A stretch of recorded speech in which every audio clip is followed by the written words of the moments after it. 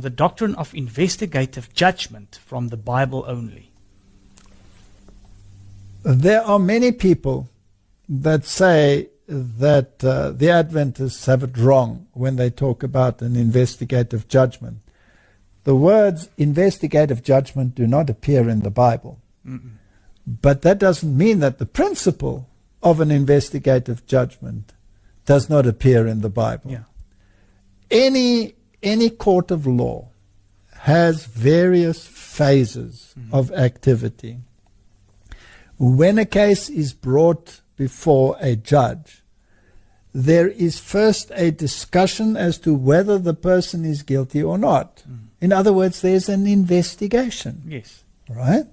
You might not call it that, but that is actually what takes place. That's what a court case is all about. And once that investigation has been carried out, then there can come a pronouncement of judgment. And after the pronouncement of judgment, there is an execution of that judgment. In other words, you have an investigation, you have a pronouncement, and you have a execution of judgment, executive judgment. Those are the phases of judgment. So, what about the Bible? Does it speak about these issues in any way? So, let's look at it carefully. Firstly, there is a judgment in the Bible. We know that. You can find it in the New Testament, you can find it in the Old Testament, and it's very consistent. So there is a judgment. Let's read a few verses. Ecclesiastes 12, verse 13. Let us hear the conclusion of the whole matter. Fear God and keep his commandments, for this is the whole duty of man. For God shall bring every work into judgment with every secret thing, whether it be good or whether it will be evil. So there will be a judgment. Right? Definitely. And who is the one who's doing the judging here? God. God. Secondly, the judgment is for all men. Romans 14, verse 10. But why dost thou judge thy brother? Or why dost thou set at naught thy brother? For we shall all stand before the judgment seat of Christ. All judgment has been handed over to Christ. Yeah. In a very interesting sense, Christ himself is also being judged. Yeah. Because there was a war in heaven, and Satan accused the government of God. In other words, he accused Jesus Christ of unfair practice by eliminating him from heaven and yet providing redemption for Adam and Eve. Yes. So Christ and his righteousness, his correct doing, are also, in a sense, being judged. Now the third point is the judgment will be for the righteous and the wicked. Ecclesiastes 3:17, I said in my heart, God shall judge the righteous and the wicked. For there is a time there for every purpose and for every work. So there will be the righteous and there will be the wicked. Jesus refers to the sheep and the goats, the good fish and the bad fish, that there will be a separation. So we have established there is a judgment. The judgment will be for the just and for the wicked. Nobody is excluded. We will all stand before the judgment seat of Christ. And Paul makes it quite clear, you cannot, as a human, determine the motives of the heart. Leave that to God. Leave that to God.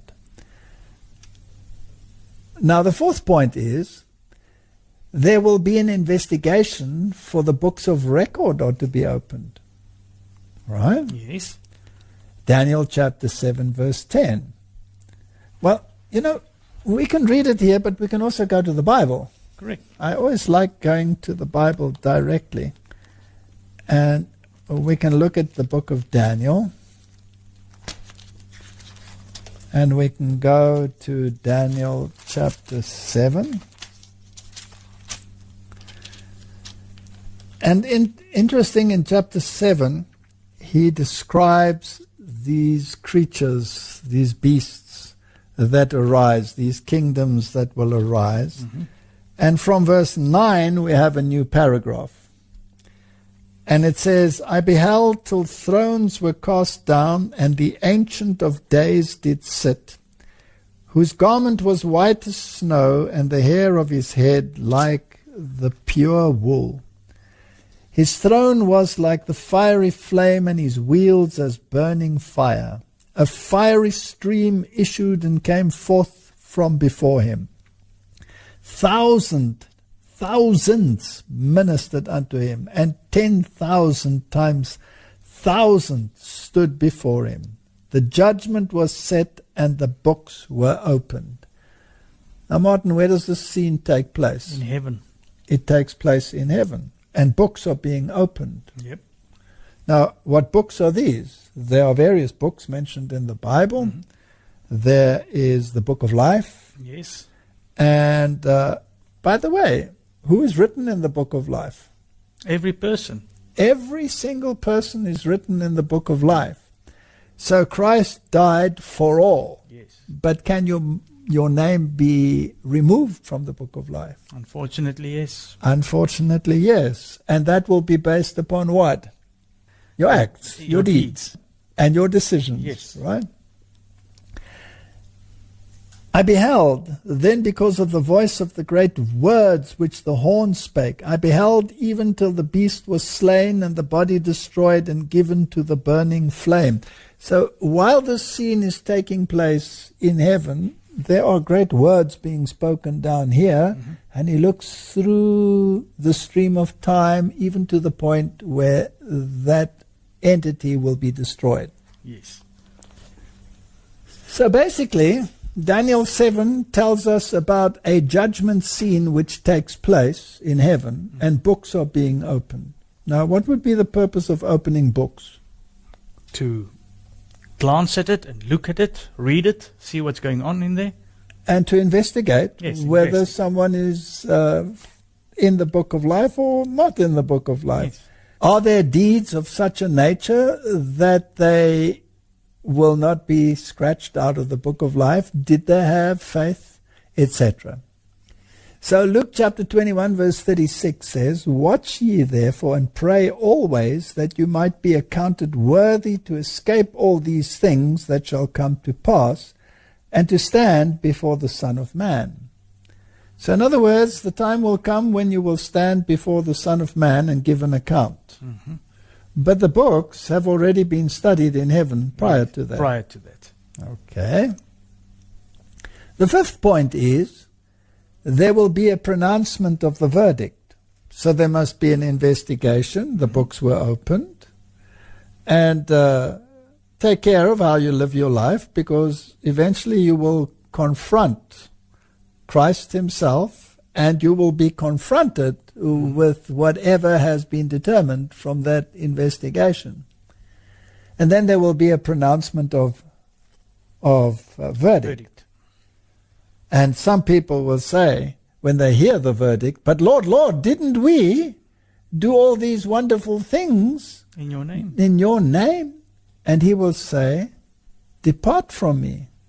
And then there's an interesting word there, ye that practice anomia, mm-hmm. against the law of God. And we must not forget that. So Revelation 22 verse 11 says, He that is unjust, let him be unjust still. And he which is filthy, let him be filthy still. And he that is righteous, let him be righteous still. And he that is holy, let him be holy still. In other words, when that investigation has come to an end for all of humanity, yes. then God initiates the cutoff point. And he says, from now on, those that were unjust, let them be unjust still. Those that were righteous, let them be righteous still. And if you are holy, you will remain holy. If you are unholy, you will remain unholy. In other words, probation is closed. So that is a final close to the entire judgment scene. Revelation 22 verse 12 says, "And behold, I come quickly, and my reward is with me, to give every man according as his work shall be." So here's my question. He says he's coming quickly and he brings his reward with him. What is that reward? Well, it will be either eternal life or eternal judgment. Okay. It's the verdict of the whole investigative judgment. Okay. So this decision must take place when? Prior? Yes, prior. Or after his coming? Before. Otherwise he cannot bring his reward with him, Can't right? come with the reward, yeah. So obviously there is this investigation and the pronouncement of the close of probation, and then when he comes, his reward will be with him. Now, in the resurrection, is there more than one resurrection? Yes. Yes. You have the resurrection of the just, and the rest of the dead did not wake up, right? That says the Bible. And they remained in the graves how long? 1,000 years. 1,000 years. So only if you are part of the first resurrection are you part of the resurrection of the redeemed. If you're part of the second resurrection, then that is very bad news. It means that you are eternally lost. The sixth point is there will be an executive judgment. So we've gone through the phases. Revelation 20 verse 11 says, "And I saw a great white throne, and him that sat on it, from whose face the earth and the heavens fled away, and there was found no place for them. And whosoever was not found written in the book of life was cast into the lake of fire." Now, this is after the millennium. This is the second resurrection. Yes. So here you have this great white throne, the dead, the unrighteous dead are raised, and they face the consequences of their actions. And if they were not found written in the book, they were cast into the lake of fire. Now, verse 14 had defined that lake of fire. And if we read verse 14, it says, "And death and hell were cast into the lake of fire. This is the second death." Yes. So that is the final destruction of the wicked, the second death from which there is no resurrection. The seventh point we would like to mention is there will be a clearing of the righteous. You have to be cleared of your transgression, because all have sinned and fall short of the glory of God. So Hebrews 12 verse 23 tells us, "To the general assembly and church of the firstborn, which are written in heaven, and to God, the judge of all, and to the spirits of just men made perfect." So he's referring to the church, and he said, here are individuals that are no longer unrighteous, but have now been declared righteous. Now we have to be very careful how we study this. So point 8 that we want to mention is there will be an accounting worthy of the righteous before the second coming of Christ. It must take place before the second coming of Christ, because otherwise there couldn't be a reward and a resurrection of the just, because they must have been declared just, right? Otherwise, you would have had to bring up all and then declare it, and the rest would have to die. Correct, and that's not how it happens. No. There's only a resurrection of those that died in Christ, and they are accounted worthy. It's important that we study this carefully. Now Luke chapter 20 from verse 34 onwards says, "And Jesus answering said unto them, The children of this world marry and are given in marriage. But they which shall be accounted worthy to obtain that world and the resurrection from the dead, neither marry nor are given in marriage." Now, we're not using this verse to talk about marriage and what marriage will be like in heaven. It's simply about being accounted worthy to obtain that world and the resurrection from the dead. So they must have been accounted worthy. Yes. Now what does that mean? That means it must have been a study to see if you are worthy. Yes, there must have been an investigation to see if you are worthy. So this accounting worthy, verse 36 says, "Watch ye therefore and pray always, that you may be accounted worthy to escape all these things that shall come to pass, and to stand before the Son of Man." In the investigation, you have to be accounted worthy. Otherwise, you cannot be part of the first resurrection. Correct. So let's look at this word, accounted worthy. What is it in the Bible? The word is kataxiou. And this is the concordance, Strong's, to deem entirely deserving, to count worthy.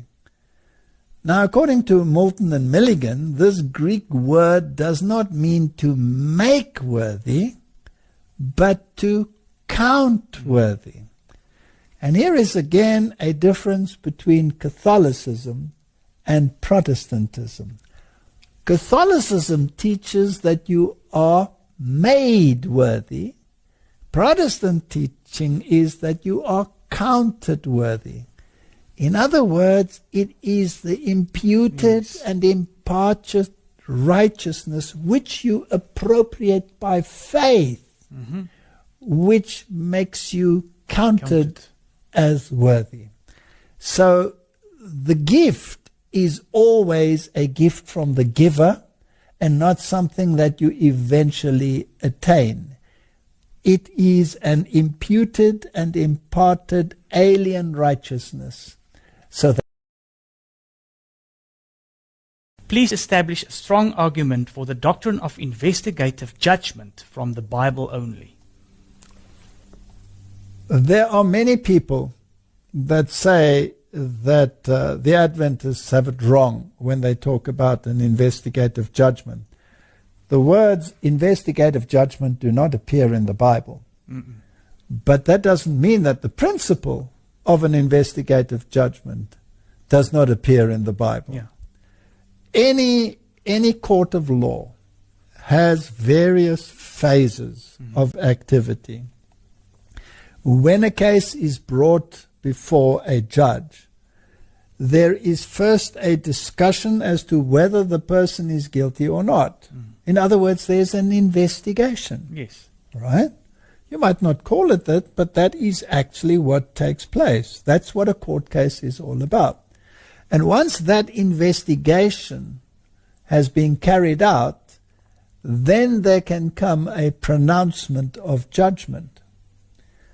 And after the pronouncement of judgment, there is an execution of that judgment. In other words, you have an investigation, you have a pronouncement, and you have a execution of judgment, executive judgment. Those are the phases of judgment. So, what about the Bible? Does it speak about these issues in any way? So, let's look at it carefully. Firstly, there is a judgment in the Bible. We know that. You can find it in the New Testament, you can find it in the Old Testament, and it's very consistent. So there is a judgment. Let's read a few verses. Ecclesiastes 12, verse 13. Let us hear the conclusion of the whole matter. Fear God and keep his commandments, for this is the whole duty of man. For God shall bring every work into judgment with every secret thing, whether it be good or whether it will be evil. So there will be a judgment. Right?